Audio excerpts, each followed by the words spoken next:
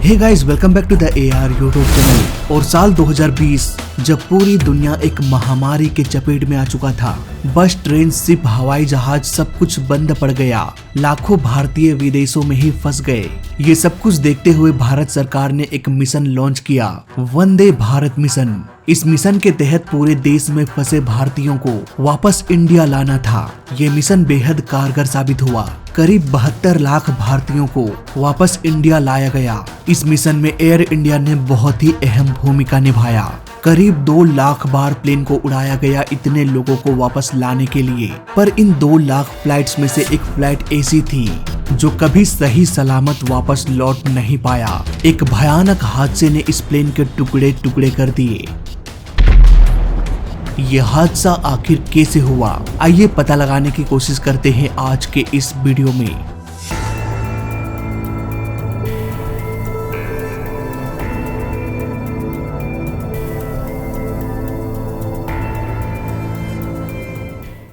सात अगस्त 2020 Calicut international airport, Kozhikode, Kerala. Air India express flight 1344 का एक विमान कैलिकट से दुबई इंटरनेशनल एयरपोर्ट के लिए उड़ान भरने वाला था। इस प्लेन को 59 वर्षीय कैप्टन दीपक उड़ा रहे थे। इनके पास 10,000 फ्लाइट आवर का एक्सपीरियंस था। वहीं 32 वर्षीय फर्स्ट ऑफिसर अखिलेश कुमार थे। इनके पास 6,600 फ्लाइट आवर का एक्सपीरियंस था। कैप्टन पहले भी कैलिकट एयरपोर्ट में 27 बार प्लेन को लैंड करा चुके थे।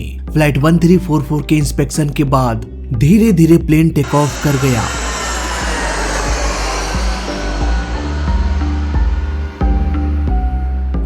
उड़ान के कुछ ही घंटों बाद ये समुद्र के रास्ते से होते हुए दुबई एयरबेस में पहुंच गया। यहाँ कई भारतीय इस प्लेन का इंतजार कर रहे थे वापस से इंडिया लौटने के लिए। इन सारे पैसेंजर्स को लेके इस प्लेन को कैलिकट इंटरनेशनल एयरपोर्ट जाना था।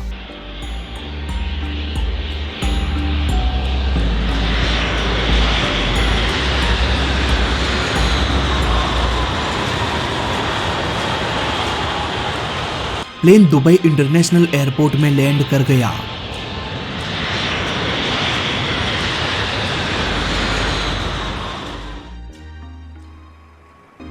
करीब आधे घंटे बाद धीरे धीरे 184 पैसेंजर्स प्लेन में सवार होने लगे।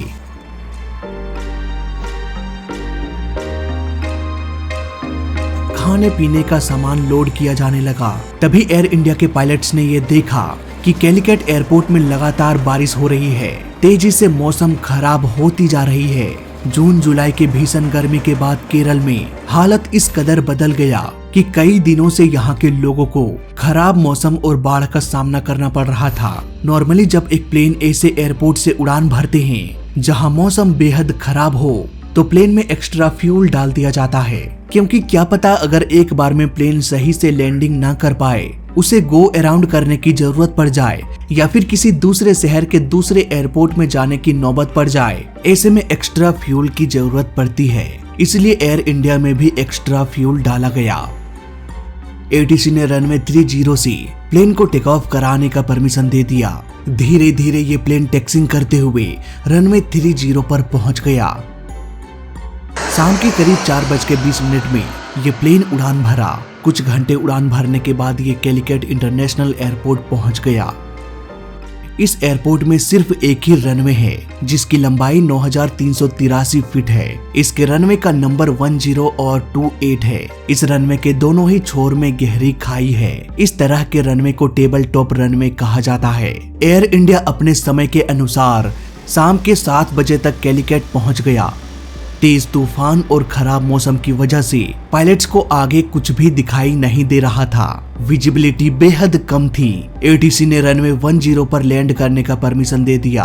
तभी कैप्टन ने यह नोटिस किया कि प्लेन का एक विंड स्क्रीन वाइपर काम नहीं कर रहा। वाइपर के काम ना करने की वजह से विंड स्क्रीन में पानी जमा हो रहा था, जिससे विजिबिलिटी और भी खराब होती जा रही थी। कैप्टन को यहाँ पर किसी दूसरे एयरपोर्ट में चले जाना चाहिए था, लेकिन उन्होंने लैंडिंग को जारी रखा। इसी दौरान एक बहुत बड़ी समस्या हो गई। प्लेन का एल्टीट्यूड थोड़ा अधिक था, इसलिए कैप्टन ने यह डिसीजन लिया कि हमें लैंडिंग को रोकना पड़ेगा। फाइनली उन्होंने ATC से कहा कि हमें लैंडिंग करने में प्रॉब्लम हो रही है, इसलिए हम गो अराउंड करने जा रहे हैं। अब ATC ने कहा कि ठीक है, आप घूम के आओ और रनवे के दूसरे साइड से यानी कि रनवे 28 पर लैंड कर जाइए। अब धीरे धीरे प्लेन सिटी का चक्कर लगाकर वापस रनवे की ओर आने लगा। अब धीरे धीरे विजिबिलिटी बहुत खराब होने लगी। ऐसे खराब मौसम में प्लेन को सही सलामत लैंड कराने के लिए प्लेन में ILS यानी कि इंस्ट्रूमेंट लैंडिंग सिस्टम होता है। एयर इंडिया का ये प्लेन ILS लैंडिंग की तैयारी करने लगा। धीरे धीरे ये प्लेन नीचे आता गया। 2000 फीट, 1000 फीट, 500 फीट ये प्लेन नीचे तो आ गया, लेकिन ये अब भी रनवे से काफी ऊपर था। अंधेरी रात और खराब मौसम में ये प्लेन लगभग रनवे के बीचों बीच लैंड किया। ऐसे में पर्याप्त रनवे नहीं मिल सका इस प्लेन को रोकने के लिए। इसके बाद ये सीधे रनवे के बाहर सब कुछ तोड़ते हुए खाई में जा गिरा। पास के गांव के निवासी तुरंत पैसेंजर्स को बचाने के लिए निकल गए। कुछ ही मिनटों में फायर फाइटर्स की गाड़ियां भी घटना स्थल पर पहुंच गई। राहत की बात ये थी कि इस क्रैश में आग नहीं लगी। घटना के करीब 3 घंटे के अंदर ही सारे पैसेंजर्स को निकाल के हॉस्पिटल भेज दिया गया। प्लेन में बैठे 184 पैसेंजर्स में से 19 पैसेंजर्स की जान चली गई।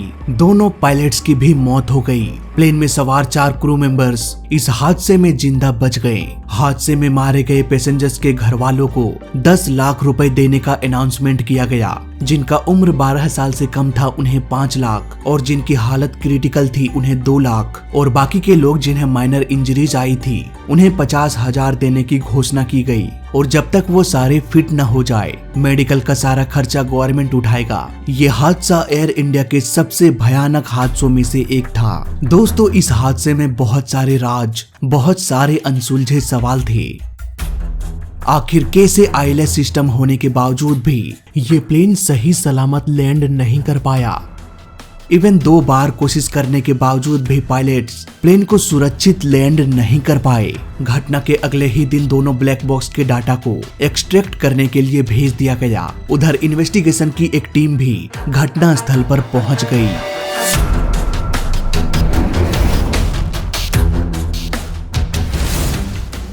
कई हिस्सों में टूटा हुआ प्लेन का मलबा बहुत कुछ बयान कर रहा था। क्रैश से पहले प्लेन का स्पॉइलर ऑन था। स्पॉइलर का इस्तेमाल लैंडिंग के वक्त किया जाता है। ये प्लेन के लिफ्ट को कम करने के साथ साथ प्लेन को बाउंस बैक होने से भी रोक देती है। इस तरह से प्लेन रनवे पर टिका हुआ रहता है। इस स्पॉइलर का ऑन होना इस बात की ओर इशारा कर रहा था कि पायलट्स प्लेन को लैंड कराने की कोशिश कर रहे थे, लेकिन प्लेन का थ्रोटल एक अलग ही कहानी बयान कर रहा था। ये थ्रोटल टोगा पोजीशन में था। टोगा पोजीशन यानी कि take off and go around. Pilots इसका यूज तब करते हैं जब प्लेन को फुल पावर के साथ लिफ्ट कराना हो। अब इन्वेस्टिगेशन की टीम के सामने ये कंफ्यूजन आ गई कि आखिर पायलट्स करना क्या चाह रहे थे, प्लेन को लैंड कराना या फिर इसे वापस से टेक ऑफ कराना। ATC से भी पूछताछ की गई। उन्होंने कहा कि उस दिन इतना कोहरा था कि हम भी ठीक से देख नहीं पा रहे थे कि प्लेन का पोजीशन आखिर कहां पर है। लेकिन हाँ, हवा का बहाव टेलविंड था, यानी कि हवा प्लेन के पीछे से होकर बह रही थी। ऐसे केस में प्लेन की रफ्तार बढ़ जाती है और उसे रोकने में थोड़ी समस्या होने लगती है। लेकिन ये प्रॉब्लम इतनी भी बड़ी नहीं थी कि ये एक हादसे का रूप ले ले। आखिर इस प्लेन क्रैश की वजह क्या थी, इसे समझने में इन्वेस्टिगेशन की टीम को करीब 1.5 सालों का वक्त लग गया। इसके बाद जो रिपोर्ट दुनिया के सामने आया वो वाकई में हैरान कर देने वाला था। घटना के 1.5 साल बाद जब पायलट्स फर्स्ट अटेम्प्ट में लैंड नहीं कर पाया तो वो सिटी का एक चक्कर लगाकर वापस रनवे से अलाइन होने की कोशिश करने लगे। ये प्लेन एकदम अपने ग्लाइड स्लोप पर ही था। धीरे धीरे ये प्लेन करीब 1000 फीट के एल्टीट्यूड में आ गया। यहाँ पर पायलट ने ऑटो पायलट को ऑफ कर दिया, जबकि ऑटो थ्रोटल अब भी ऑन था। नॉर्मली ऐसा नहीं किया जाता। तूफानी अंधेरी रात में जब पायलट्स को आगे कुछ भी दिखाई नहीं देता तो ILS यानी कि इंस्ट्रूमेंट लैंडिंग सिस्टम के जरिए प्लेन को लैंडिंग कराया जाता है। और ये ILS तभी काम करता है जब ऑटो पायलट ऑन रहेगा। लेकिन कैप्टन ने ऑटो पायलट को ऑफ कर दिया। शायद वो प्लेन को मैन्युअली कंट्रोल करने की कोशिश कर रहे होंगे, लेकिन उन्हें यहाँ पर ऑटो थ्रोटल को भी ऑफ करना चाहिए था, क्योंकि ये ऑटो थ्रोटल ऑटो पायलट के रिक्वेस्ट के अनुसार ही इंजन के पावर को घटाता बढ़ाता रहता है। प्लेन का ऑटो पायलट अगर प्लेन के एल्टीट्यूड को बढ़ा रहा है तो इसके लिए प्लेन के इंजन को थोड़ा अधिक पावर लगाना पड़ेगा। पर ये पावर कौन लगाएगा, कितना पावर लगाएगा, ऑटो पायलट को कितने पावर की जरूरत पड़ेगी, ये सब कुछ डिसाइड करता है ऑटो थ्रोटल। जरा सोचिए, एयर इंडिया ऑटो पायलट पर लैंड कर रहा था, ऑटो थ्रोटल इंजन के पावर को कम कर रहा था, तभी पायलट ने ऑटो पायलट को ऑफ कर दिया। इसलिए ऑटो थ्रोटल अब भी इंजन के पावर को कम कर रहा था। पर आखिर वो पावर को कम करे तो कितना करे, ये बताने वाला ऑटो पायलट ऑफ हो चुका था। नतीजा, ये प्लेन अपने ग्लाइड स्लोप से नीचे आ गया। अगर प्लेन ग्लाइड स्लोप से ऊपर चला जाए तो रनवे को पार कर देगा और कहीं क्रैश हो जाएगा, और अगर ये ग्लाइड स्लोप से नीचे आ जाए तो ये प्लेन रनवे तक पहुंच ही नहीं पाएगा और क्रैश हो जाएगा। फर्स्ट ऑफिसर ने कहा, कैप्टन हम नीचे जा रहे हैं। कैप्टन ने कहा, यस यस। उधर कॉकपिट में अलार्म बजने लगा। अब कैप्टन ने प्लेन के नोज को थोड़ा ऊपर कर दिया ताकि प्लेन थोड़ा ऊपर उठकर अपने ग्लाइड स्लोप में आ जाए। लेकिन ऐसा करना एक लिमिट तक ही सही रहता है, क्योंकि एक बार अगर प्लेन ग्लाइड स्लोप से अधिक नीचे चला जाए तो प्लेन का नोज ऊपर करने से ये ग्लाइड स्लोप से भी ऊपर चला जाएगा। फिर नीचे करोगे तो ये ग्लाइड स्लोप से भी नीचे आ जाएगा। यानी कि इस तरह से प्लेन को सही पोजीशन में लाना बहुत ही डिफिकल्ट होता है, खासकर तब जब प्लेन का एल्टीट्यूड बहुत कम हो। एयर इंडिया अपने ग्लाइड स्लोप से 500 फीट नीचे आ गया। यहाँ पर कैप्टन ने एक और गलती कर दिया। उन्होंने थ्रस्ट लीवर को 83% बढ़ा दिया। हो सकता है उन्होंने प्लेन को ऊपर ले जाने के लिए ऐसा किया होगा। अब देखते ही देखते प्लेन का स्पीड इतना बढ़ गया कि ना तो प्लेन लैंड कर सकता था और ना ही टेक ऑफ। ये रनवे से 20-30 फीट ऊपर ही हवा में ही गोते लगाता रहा। प्लेन ने उस टचडाउन पॉइंट को भी पार कर दिया जहां पर उसे लैंड करना था। फर्स्ट ऑफिसर ये कहता रहा, कैप्टन पुल डाउन, पर कैप्टन खामोश रहा। उसने कोई भी रिस्पॉन्स नहीं दिया।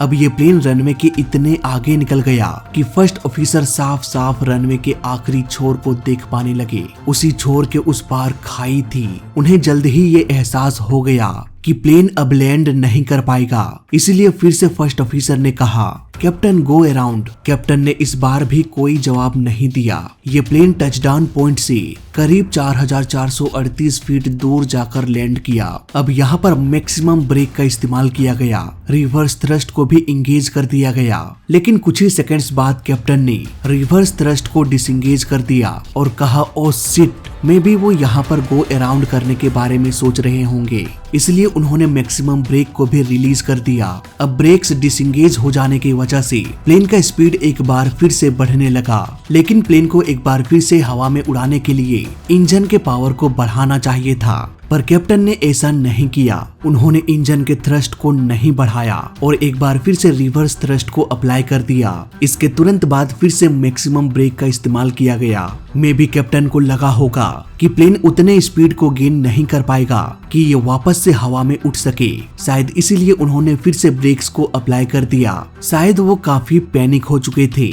उन्हें ये समझ में नहीं आ रहा था कि ऐसे सिचुएशन में आखिर करे तो क्या करे। ब्रेक्स रीअप्लाई करने के 7 सेकंड्स बाद ही ये प्लेन खाई में गिरकर क्रैश हो गया। कैप्टन इतने इररिस्पॉन्सिबल तरीके से प्लेन को कंट्रोल क्यों कर रहे थे, इसका पता लगाने के लिए उनके बैग की तलाशी ली गई। यहाँ पर non aviation anti diabetic drugs मिला। अब ये नॉन एविएशन ड्रग्स क्या है? दोस्तों, पायलट्स को अगर खाना भी खिलाया जाता है तो एयरलाइन कंपनी बहुत ही सोच समझकर दोनों पायलट्स को खाना खिलाते हैं। जैसे कि दोनों पायलट्स एक समय पर खाना नहीं खा सकते, एक ही खाना दोनों पायलट नहीं खा सकते। ऐसा इसलिए क्योंकि अगर खाने में कुछ हुआ तो दोनों के दोनों पायलट्स गए काम से। यहाँ पर आप खुद अंदाजा लगा सकते हैं कि एयरलाइन कंपनी अगर खाने पर इतना ध्यान देती है तो दवाइयों पर कितना देगी। खाने के कंपैरिजन में दवाइयों का साइड इफेक्ट बहुत ही जल्दी देखने को मिल जाता है। इसलिए तो दवाई देने से पहले डॉक्टर्स हमेशा ये कहते हैं कि खाना खाने के बाद ही दवाई खाना। दवाई खाकर पायलट्स को कुछ हो ना जाए, इसके लिए एविएशन की टीम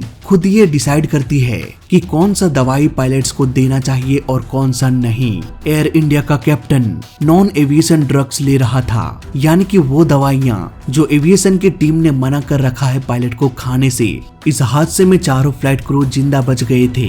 इन्वेस्टिगेशन की टीम ने उन चारों से पूछताछ किया, तब जाकर ये पता चला कि कैप्टन ने बहुत ही कम खाना खाया था। कैप्टन के नॉन एविएशन मेडिसिन एंटीबायोटिक दवाई को अगर कम खाने के साथ खाया जाए तो हाइपोग्लाइसीमिया की शिकायत होने लगती है। ऐसा जांच से पता चला। हाइपोग्लाइसीमिया की वजह से डिसीजन मेकिंग की एबिलिटी कम हो जाती है, सिचुएशन अवेयरनेस की कमी होने लगती है। मे बी इसी वजह से कैप्टन सही डिसीजन नहीं ले पा रहे थे। इसके अलावा 7 अगस्त को कैप्टन छुट्टी में थे, लेकिन फिर भी उन्हें उस दिन प्लेन उड़ाना पड़ा क्योंकि कैलिकट एयरपोर्ट में सिर्फ कैप्टन ही टेक ऑफ और लैंडिंग करा सकते थे और उस दिन पायलट्स तो बहुत सारे थे, लेकिन उनमें से कैप्टन की संख्या बहुत कम थी। मे बी इसी वजह से कैप्टन ये चाह रहा था कि किसी तरह से इस प्लेन को लैंड करा दिया जाए। इसके अलावा दोनों पायलट्स के बिहेवियर में एक शॉकिंग बात पता चली। दोनों पायलट्स एक दूसरे से फेमिलियर नहीं थे।